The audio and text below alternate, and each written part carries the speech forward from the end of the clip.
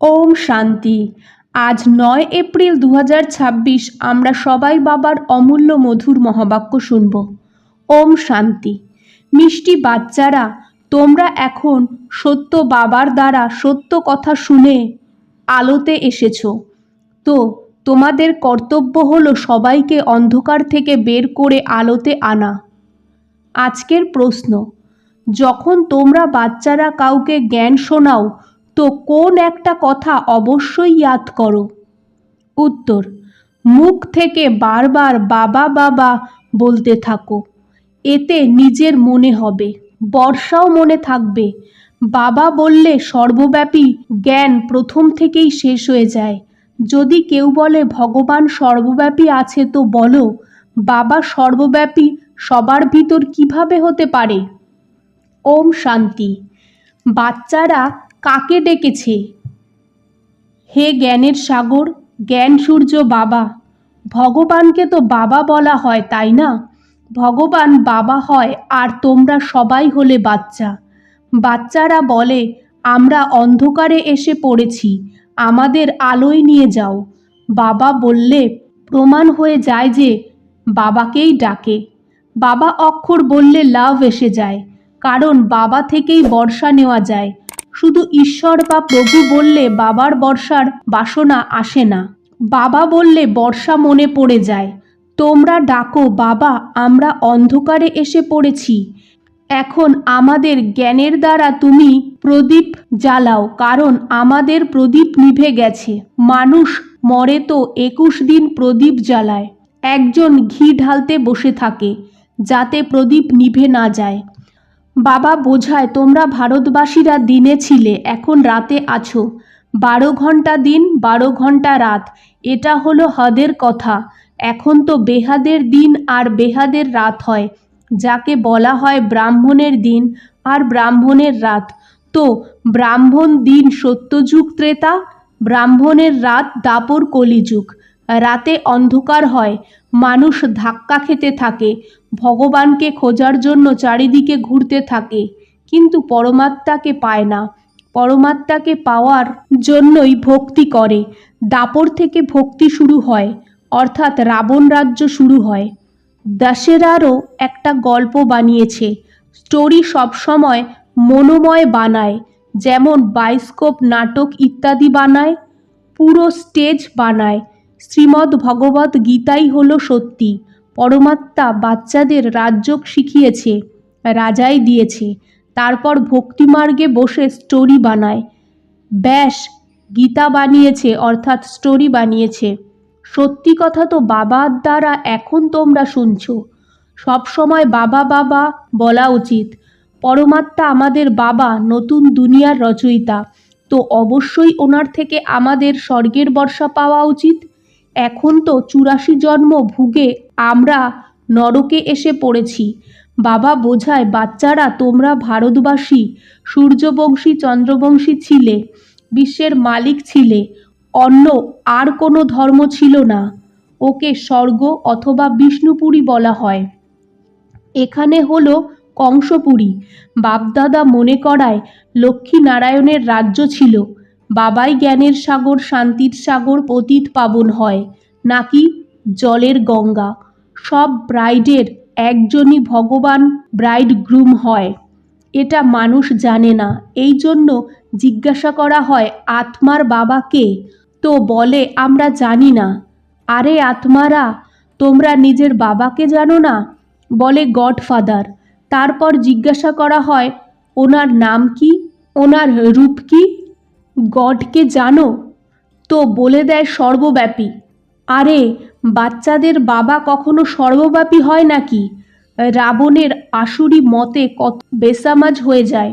দেহ অভিমান হলো নাম্বার 1। নিজেকে আত্মা নিশ্চয় করে না, বলে দেয় আমি এ, আমি ও। এটা তো হয়ে গেল শরীরের কথা, আসলে স্বয়ং কে এটা জানে না। আমি জাজ, আমি এটা ওটা, আমি বলতে থাকে, কিন্তু এটা রং। আমি আর আমার এটা দুটো জিনিস। আত্মা অবিনাশী হয়, শরীর বিনাশী হয়। নাম শরীরের হয়, আত্মার কোনো নাম রাখা যায় না। বাবা বলে আমার নাম শিব, শিব জয়ন্তী পালন করো। এখন নিরাকারের জয়ন্তী কিভাবে হতে পারে ও কার মধ্যে আসে এটা কেউ জানে না। সব আত্মাদের নাম আত্মাই হয়, পরমাত্মার নাম হলো শিব, বাকি সব হলো শালিগ্রাম। আত্মারা বাচ্চা হয়, এক শিব সব আত্মাদের বাবা। ও হলো বেহাদের বাবা। ওনাকে সবাই ডাকে যে এসে আমাদের পাবন বানাও, আমরা দুঃখী আছি। আত্মা ডাকে, দুঃখে সব বাচ্চারা ইয়াদ করে। আবার এই বাচ্চারাই সুখে থাকে, কেউ ইয়াদ করে না। দুঃখী কে বানিয়েছে? রাবণ। বাবা বুঝিয়েছে রাবণ তোমাদের প্রিয় শত্রু হয়, এটাই ড্রামায় লেখা আছে। তো এখন সবাই অন্ধকারে আছে, এই জন্য ডাকে, হে জ্ঞানসূর্য এসো আমাদের আলোতে নিয়ে যাও। ভারত সুখধাম ছিল তো কেউ ডাকতো না, কোনো অপ্রাপ্ত বস্তু ছিল না। এখানে তো চেঁচাতে থাকে, কেউ শান্তি দাও। বাবা এসে বোঝায় শান্তি তো তোমাদের স্বধর্ম, গলার হার। আত্মা শান্তিধামে থাকে, শান্তিধাম থেকে তারপর সুখধামে যায়। এখানে তো সুখই সুখ হয়, তোমাদের চেঁচাতে হয় না, দুঃখেই চেঁচায়। রেহেম করো, দুঃখকর্তা সুখকর্তা বাবা এসো। শিব বাবা, মিষ্টি বাবা আবার এসো। আসে অবশ্যই, তবে তো শিব জয়ন্তী পালন করে। শ্রীকৃষ্ণ হলো স্বর্গের প্রিন্স, ওনারও জয়ন্তী পালন করা হয়, কিন্তু শ্রীকৃষ্ণ কবে এসেছে এটা কেউ জানে না। রাধা কৃষ্ণই স্বয়ম্বরের পরে লক্ষ্মীনারায়ণ হয়, এটা কেউ জানে না। মানুষ ডাকতে থাকে, হে গডফাদার। আচ্ছা ওনার নাম রূপ কি? তো বলে দেয় নাম রূপ থেকে নেয়ারা হয়। আরে তোমরা বলো যে গডফাদার, তারপর নাম রূপ থেকে নেয়ারা বলে দাও। আকাশ পোলার হয়, ওরও নাম হয় আকাশ। তোমরা বলো আমরা বাবার নাম রূপ জানি না। আচ্ছা নিজেকে জানো? জিজ্ঞাসা করো ওদের। তো বলে হ্যাঁ আমরা আত্মা। আচ্ছা আত্মার নাম রূপ বলো। তারপর বলে দেয় আত্মা সো পরমাত্মা, আর পরমাত্মা সর্বব্যাপী হয়। নামরূপ থেকে নেয়ারা হয় না আত্মা সো পরমাত্মা হয়, কত পার্থক্য হয়ে যায়। আত্মা নামরূপ থেকে নেয়ারা তো হতে পারে না। আত্মা একটা বিন্দি স্টারের মতো, প্রকাশপুঞ্জ হয়, জ্যোতিপুঞ্জ হয়, এটা তো জানে। ভুরুর মাঝখানে থাকে, যে ছোট আত্মায় 84 জন্মের পার্ট ভরা আছে। এটা অনেক বোঝার ব্যাপার, এই জন্য 7 দিনের ভাট্টি গাওয়া হয়।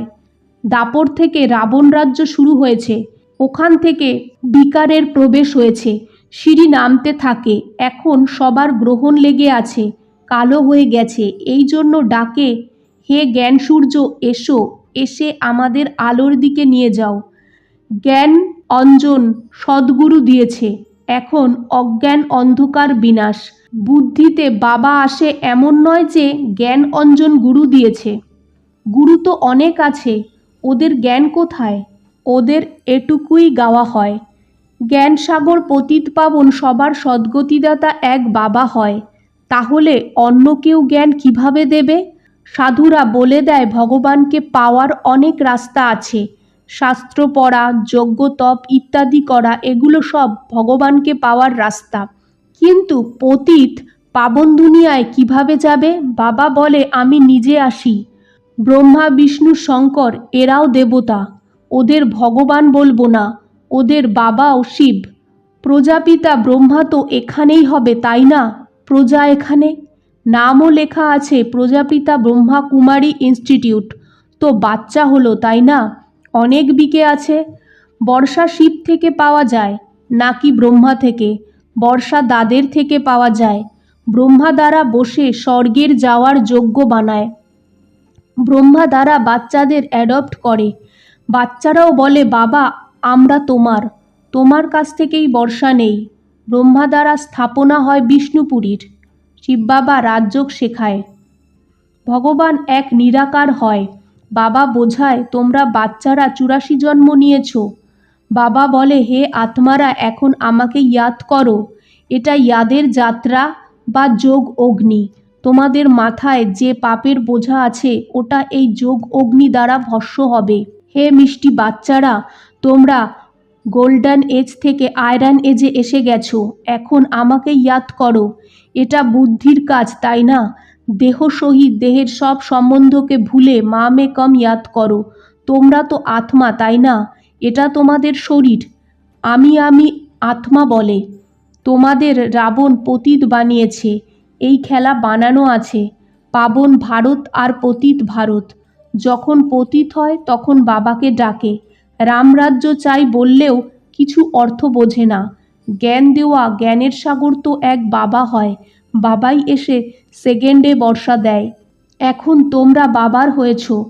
বাবার থেকে সূর্যবংশী চন্দ্রবংশী বর্ষা নিতে, তারপর সত্যযুগে ত্রেতায় তোমরা অমর হয়ে যাও।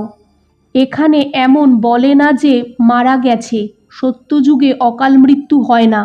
তোমরা কালের ওপর জিতে যাও। দুঃখের নাম থাকে না। ওকে বলা হয় সুখধাম। বাবা বলে আমি তোমাদের স্বর্গের বাদশাহী দেই। ওখানে তো অনেক বৈভব। ভক্তিমার্গে মন্দির বানিয়েছে। তখনও কত ধন ছিল। ভারত কি ছিল? বাকি আর সব আত্মা নিরাকারী দুনিয়ায় ছিল। বাচ্চারা জেনে গেছে উঁচু থেকে উঁচু বাবা এখন স্বর্গের স্থাপনা করছে। উঁচু থেকে উঁচু শিব বাবা, তারপর ব্রহ্মা বিষ্ণু শঙ্কর সূক্ষ্মবাতানবাসী, তারপর এই দুনিয়া। জ্ঞানেই বাচ্চাদের সদ্গতি হয়। গাওয়াও হয় জ্ঞান ভক্তি বৈরাগ্য। পুরানো দুনিয়া থেকে বৈরাগ্য আসে, কারণ সত্যযুগের বাদশাহী পাওয়া যায়।